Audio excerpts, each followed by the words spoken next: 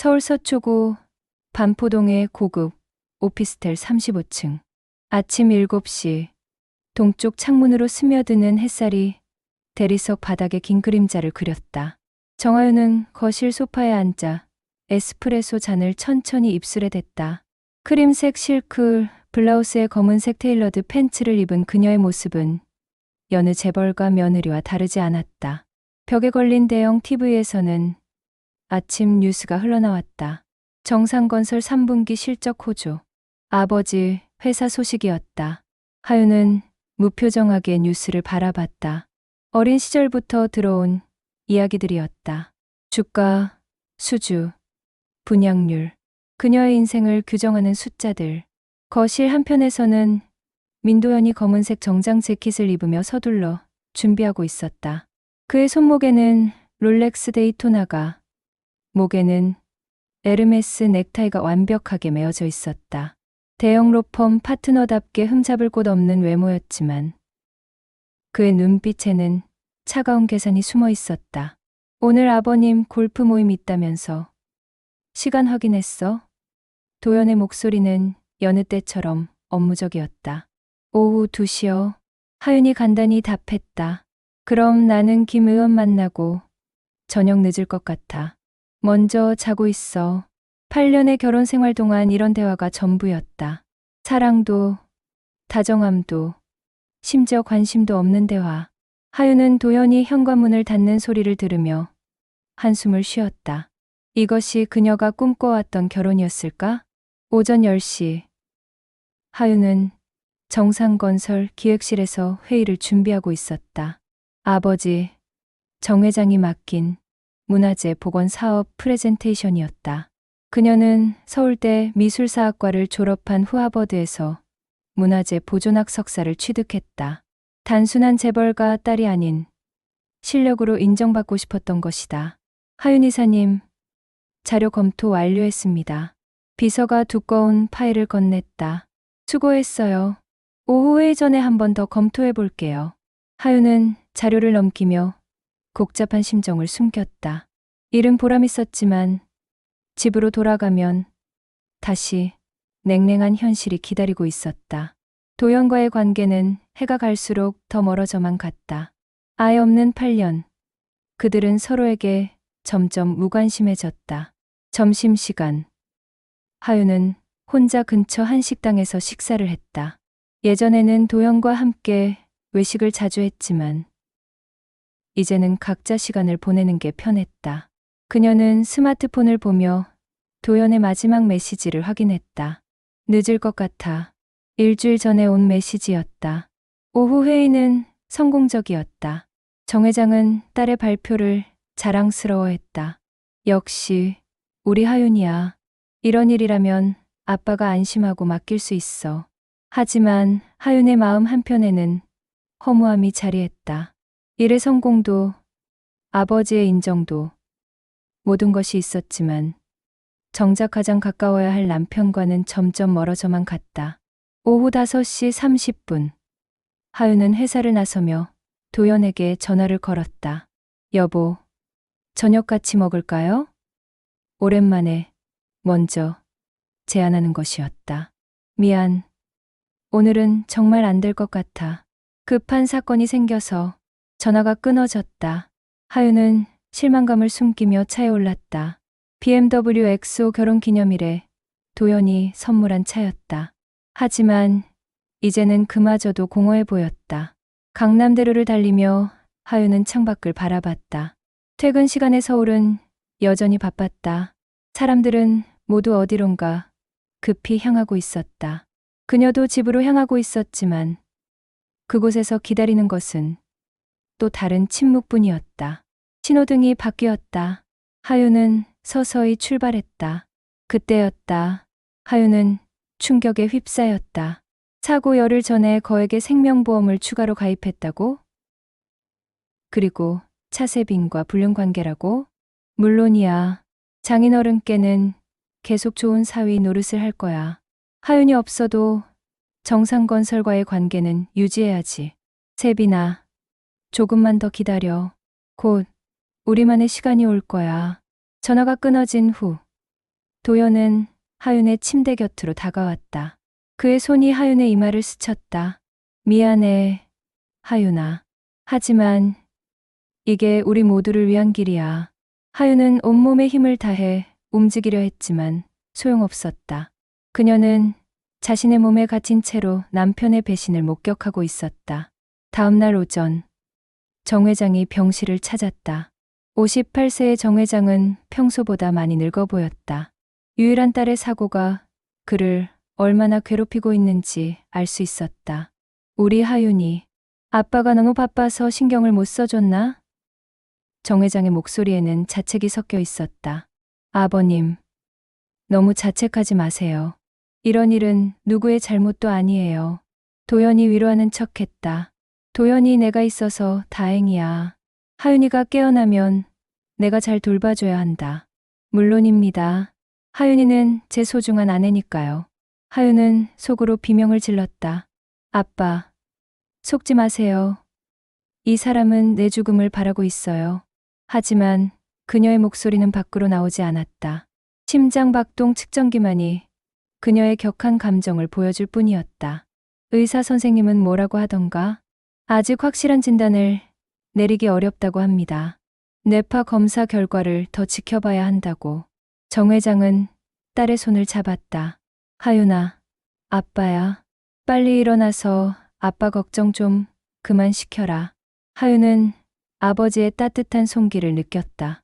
그리고 온 힘을 다해 손가락을 움직이려 했다. 하지만 여전히 아무 반응이 없었다. 일주일 후, 새로운 담당 의사가 배정되었다. 박서준은 존스 홉킨스 대학에서 신경의학을 연구하다 귀국한 젊은 의사였다. 키가 크고 마른 체형의 검은 테, 안경을 쓴 그는 첫인상부터 남달랐다. 환자의 뇌파 패턴이 일반적인 혼수 상태와 다릅니다. 서준이 하윤의 차트를 보며 중얼거렸다. 어떻게 다르다는 건가요? 도연이 물었다. 의식이 있을 가능성이 높습니다. 이른바 갇힌 증후군일 수 있어요. 도연의 얼굴이 순간 굳었다. 그게 무슨 말인가요? 의식은 있지만 몸을 움직일 수 없는 상태입니다. 환자는 모든 것을 인지하고 있을 수 있어요. 하윤의 심장이 뛰었다. 드디어 자신의 상태를 정확히 이해하는 의사가 나타난 것이다. 서준은 하윤에게 가까이 다가갔다. 정하윤 씨, 제 말이 들리시면 눈동자를 위아래로 움직여 보세요. 하윤은 온 힘을 집중했다. 그리고 기적이 일어났다. 눈동자가 아주 살짝 움직인 것이다. 움직였어요. 서준이 흥분했다. 다시 한번 해보세요. 이번에는 더 분명하게 눈동자가 움직였다. 이건 정말. 서준이 놀라며 더 정밀한 검사를 시작했다. 도연은 초조해하며 물었다. 그럼 의식이 있다는 건가요? 추가 검사가 필요하지만 가능성이 높습니다. 환자분과 소통할 수 있는 방법을 찾아보겠습니다. 도연의 얼굴에는 공포가 스쳤다. 서준은 그날부터 매일 하윤을 찾았다. 다른 의료진이 없을 때를 틈타 둘만의 신호 체계를 만들어 나갔다. 예면 눈을 한 번 깜빡이세요. 아니면 2번. 하윤은 천천히 한 번 눈을 깜빡였다. 훌륭해요. 이제 손가락으로 해볼까요? 예면 검지손가락을 움직여 보세요. 몇 번의 시도 끝에 하윤은 검지손가락을 아주 미세하게 움직일 수 있었다. 당신은 의식이 완전히 깨어 있군요. 서준이 안도했다. 앞으로 제가 도울게요. 절대 포기하지 마세요. 하윤의 눈에서 눈물이 흘렀다. 절망 속에서 만난 첫 번째 희망이었다. 혹시 당신을 해치려는 사람이 있나요? 하윤이 눈을 한 번 깜빡였다. 예. 서준의 표정이 심각해졌다. 가족 중에 있나요? 또다시 한 번 깜빡였다. 남편인가요? 한 번. 서준의 얼굴에 충격이 스쳤다. 이건 심각한 문제군요. 저희가 조심스럽게 접근해야겠어요. 하윤은 온 힘을 다해 손가락을 움직여 고마움을 표현했다. 며칠 후, 새로운 간병인 윤미정 45세의 배정되었다. 20년 경력의 베테랑 간병인인 그녀는 예리한 관찰력을 가지고 있었다. 미정은 처음부터 뭔가 이상함을 느꼈다. 도연의 행동이 일반적인 남편의 것과는 달랐다. 너무 차갑고 계산적이었다. 어느 날 밤, 미정은 우연히 도연의 전화 통화를 들었다. 세빈아, 걱정 마라. 의사가 회복 가능성이 희박하다고 했어. 보험사에서도 조만간 사망 확인서만 나오면 20억 바로 지급된다고. 추가로 10억까지 합치면 30억이야. 미정은 소름이 돋았다. 자신의 아내가 의식불명인 상황에서 보험금 이야기를 하다니. 그래. 사고 나기 10일 전에 추가 보험 든 게 신의 한 수였어. 아무도 의심 안 할 거야. 미정은 더 이상 들을 수 없어 그 자리를 떠났다. 하지만 다음 날 서준에게 이 사실을 알렸다. 선생님, 환자분 남편이 이상해요. 보험금 이야기를 하더라고요. 그것도 사고 나기 전에 미리 보험을 들었다면서. 서준의 얼굴이 굳었다. 정확히 어떤 이야기를 했나요? 미정은 들은 내용을 자세히 전했다. 서준은 점점 심각해지는 표정으로 들었다. 이건 단순한 사고가 아닐 수 있겠네요. 서준은 즉시 하윤에게 이 사실을 알렸다. 다른 사람들이 없는 이른 아침 시간을 이용해서였다. 하윤 씨, 중요한 이야기가 있어요. 마음의 준비를 하세요. 하윤이 눈을 한번 깜빡였다. 당신 남편이 사고 나기 전에 미리 거액의 생명보험에 가입했어요. 그리고 보험금 받는 이야기를 다른 여자와 하고 있었습니다. 하윤의 심박수가 급격히 올라갔다. 심장박동 측정기에 경고음이 울렸다. 진정하세요. 저희가 도울게요. 하지만 당신이 의식이 있다는 사실은 아직 비밀로 해야 합니다. 하윤의 눈에서 분노의 눈물이 흘렸다. 남편의 배신이 이 정도일 줄은 몰랐다. 당신의 사고가 계획된 것일 가능성이 높습니다. 우리는 이를 증명해야 해요. 하윤이 손가락을 미세하게 움직여 동의를 표했다. 절대 포기하지 마세요. 정의는 반드시 이루어집니다. 며칠 후, 서준은 큰 결심을 했다. 정 회장에게 딸의 진실한 상태를 알리기로 한 것이다. 회장님, 중요한 이야기가 있습니다. 따님은 의식이 있습니다. 정 회장이 놀라 눈을 크게 떴다. 무슨 말인가?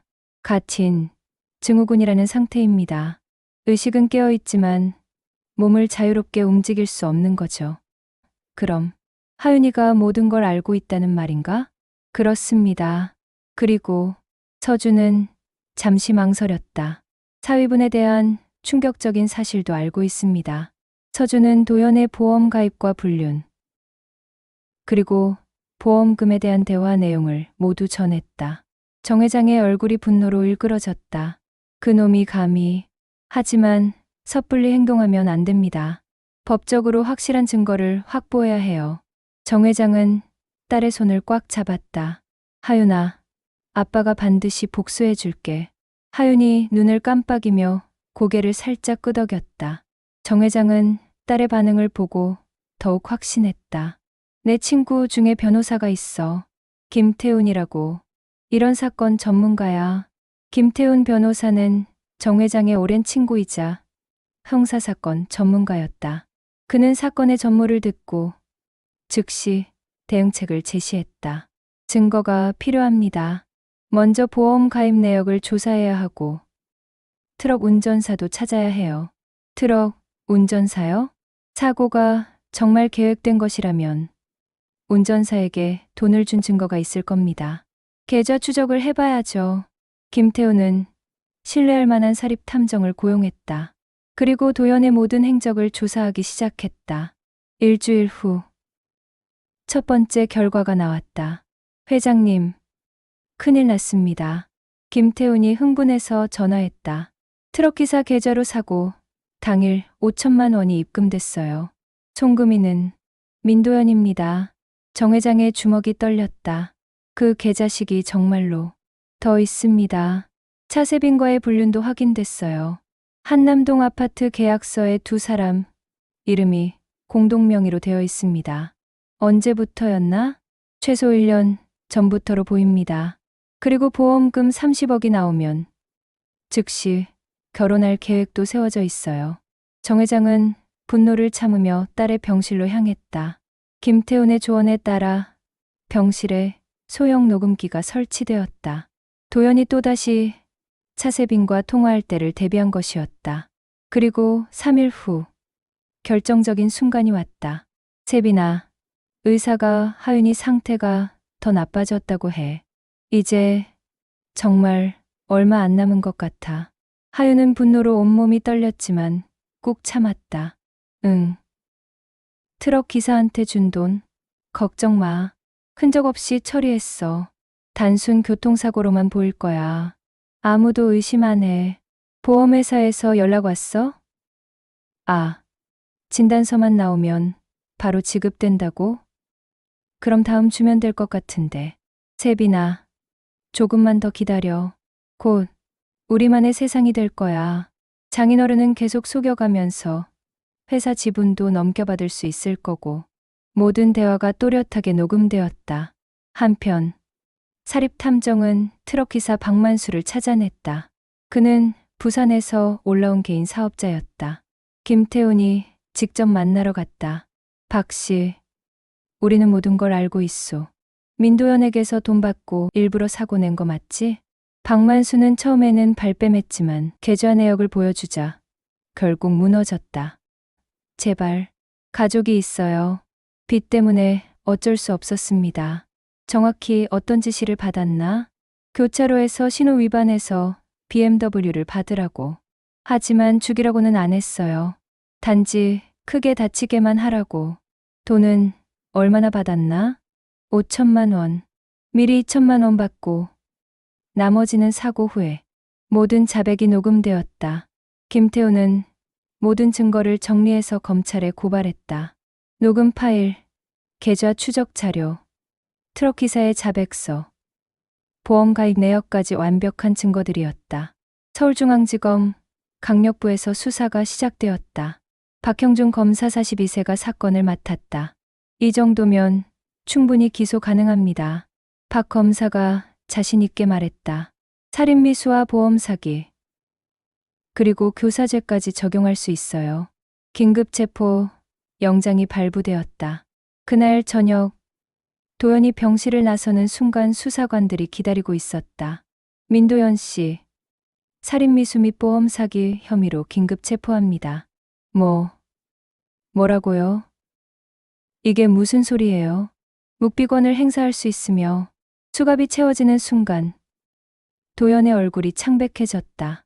그는 하윤의 병실을 바라봤다. 그리고 그 순간 하윤의 눈이 자신을 똑바로 바라보고 있는 것을 보았다. 하윤이가. 환자는 의식이 있었습니다. 당신의 모든 대화를 듣고 있었어요. 도연의 다리에서 힘이 빠졌다. 같은 시각 차세빈도 한남동 아파트에서 체포되었다. 다음 날 모든 언론이 이 사건을 대서특필했다. 정상건설 회장 사위, 아내 살해 시도, 30억 보험금 노린 충격적 범행, 재벌가 며느리 살인미수 사건의 전말. 하윤의 이야기는 전국을 충격에 빠뜨렸다. 갇힌 증후군이라는 희귀한 상태에서 남편의 배신을 목격한 여성의 이야기는 많은 사람들에게 감동과 분노를 동시에 불러일으켰다. 6개월 후 서울중앙지법에서 첫 공판이 열렸다. 하윤은 휠체어에 앉아 법정에 출석했다. 재활치료를 통해 상당히 회복된 상태였다. 피고인 민도연은 피해자와 8년간 결혼 생활을 유지하면서도 다른 여성과 불륜관계를 맺고 거액의 보험금을 노려 계획적으로 교통사고를 조작했습니다. 검사의 기소문이 읽혀졌다. 피해자는 갇힌 증후군 상태에서 피고인의 범행 계획을 모두 목격했으며 이는 전례 없는 충격적인 사건입니다. 변호인은 무죄를 주장했지만 증거는 너무나 명확했다. 하윤이 증인석에 섰다. 재판장님, 저는 의식이 깨어있는 상태에서 남편이 제 죽음을 바라며 다른 여성과 미래를 계획하는 모습을 지켜봤습니다. 법정이 조용해졌다. 8년의 결혼 생활이 모두 거짓이었다는 것을 깨달았을 때의 절망감을 이루 말할 수 없습니다. 하지만 저는 살아남았고 진실을 밝혀냈습니다. 방청석에서 흐느끼는 소리가 들렸다. 3개월간의 재판 끝에 선고일이 왔다. 피고인 민도현에게 살인미수죄와 보험사기죄를 적용하여 징역 15년을 선고한다. 피고인 차세빈에게 공범으로서 징역 10년을 선고한다. 피고인 박만수에게는 자수한 점을 참작하여 징역 3년, 집행유예 5년을 선고한다.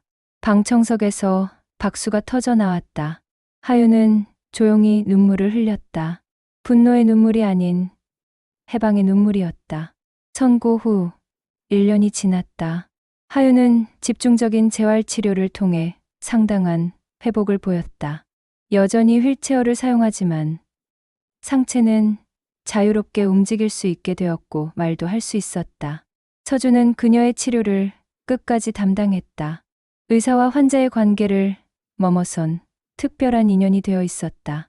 하윤 씨, 오늘 검사 결과가 나왔어요. 신경회복이 예상보다 훨씬 좋습니다. 선생님, 덕분이에요. 선생님이 아니었다면 당신의 의지가 가장 컸어요. 포기하지 않은 덕분입니다. 두 사람 사이에는 따뜻한 감정이 흐르고 있었다. 정 회장은 딸의 곁을 지키며 많은 것을 반성했다. 사업에만 몰두하느라 딸의 불행을 알지 못했던 자신을 자책했다.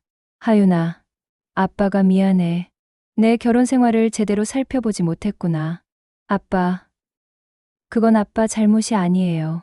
저도 모르고 있었으니까요. 이제 정말 내가 원하는 대로 살아라.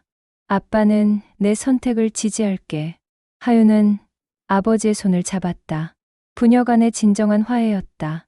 하윤은 서준과 함께 특별한 계획을 세웠다.